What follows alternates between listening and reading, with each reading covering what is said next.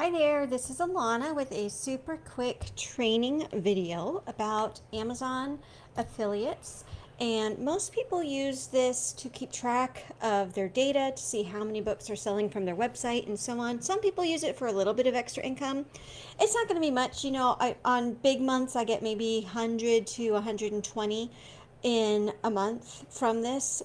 So it's relative to book sales, not huge, but here's another benefit of Amazon affiliates that you might not have thought of, and that is to earn or to gain a lot of data about your readers. So it's kind of an ethical way to spy on your readers.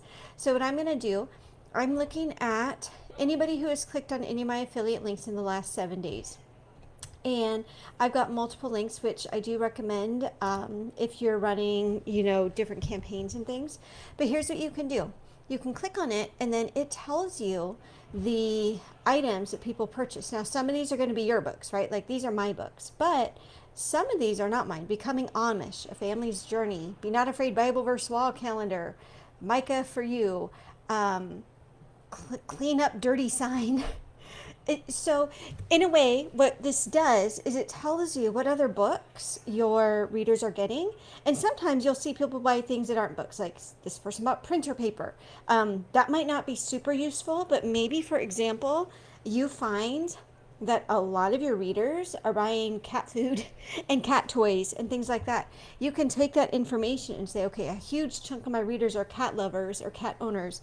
Maybe I can use that in my advertising copy. Maybe I can put a cat in my covers. There's a lot of things you can do with this data.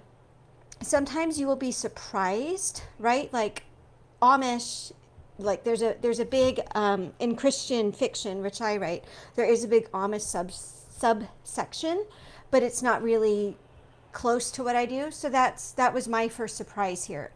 Here's something else that's cool. You can see how many people are clicking on one of your links and buying your book, and then going on to buy the rest of your books.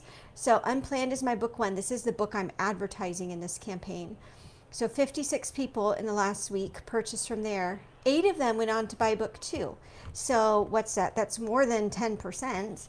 And so that also gives me a feel for, okay, this ad's doing okay at selling other books in the series. All of these are future books in the series. So 8 people bought book 1 and 2. 5 people bought books 1, 2, 3, and 4. And then 4 people went and bought every single book in the series. That's useful information that I can use when I do things like measure my ROI and things like that. And then, like I said, you can also see what kind of books are coming up. Like, I'm pretty sure I know this book is another Christian suspense. So maybe you start to see, yeah, the other authors seem to also show up. It's almost like getting a really close look at your also bots in real time. So you can see what other authors are doing.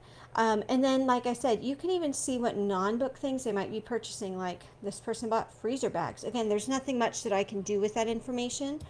But every so often, you might see trends that do make sense to track. So let me just do this one more time. Okay, so yeah, this tells me, okay, people who buy my books also buy Cowboy Billionaires. Who would have thought, right? It's not a super close fit to what I do. And so maybe I take this information. If I see enough people, right, buying books that don't seem totally like mine, maybe that gives me a feel for what my readers tends to like. Things like that, Mail Order Brides, 16-book box set. Not really what I write, but apparently it's things that my readers take a look at. Let's do this one more time for a different set of data, looking longer back, just for an example.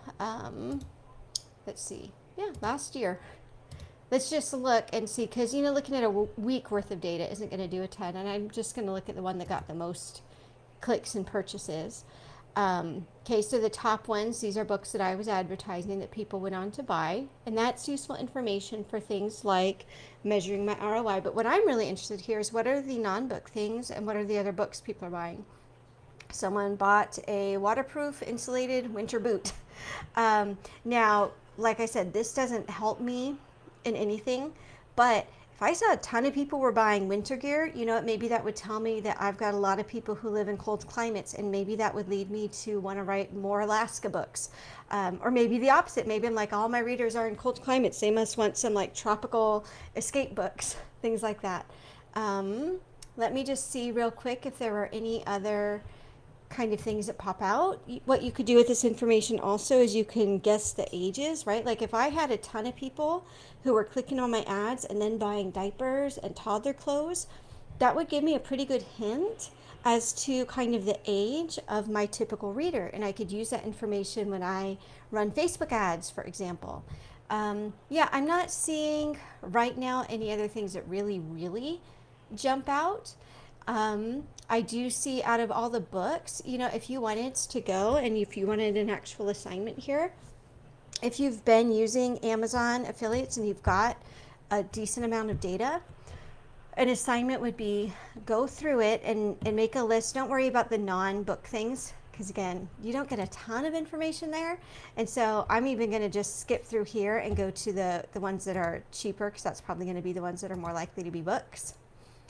And make a list like how many are exactly like your genre, how many are in a close genre but not exact, are there certain authors who show up the most, the breakdown between box sets and standalones and 99 cents. These are all things that you could look at and track. And so if you have Amazon affiliates and if you're using them, you may as well kind of mine this data. Now, if you don't have it and it's just low on the priority list of things to set up, don't worry about it. The information that I get here, none of it's going to make the difference between whether I make, $1,000 this month or $15,000 this month. Like it's not that big of a deal. But if you've got the data, you may as well every so often just come in here, look around, see if anything jumps out to you, see if there are any authors, and especially if you see like one or two authors who always seem to appear here, it's a really good indication that those would be good authors to target in your ads. It might be good authors to target with things like, multi-author projects, newsletter swaps, social media swaps, things like that. So I hope that was helpful, and we'll talk to you later.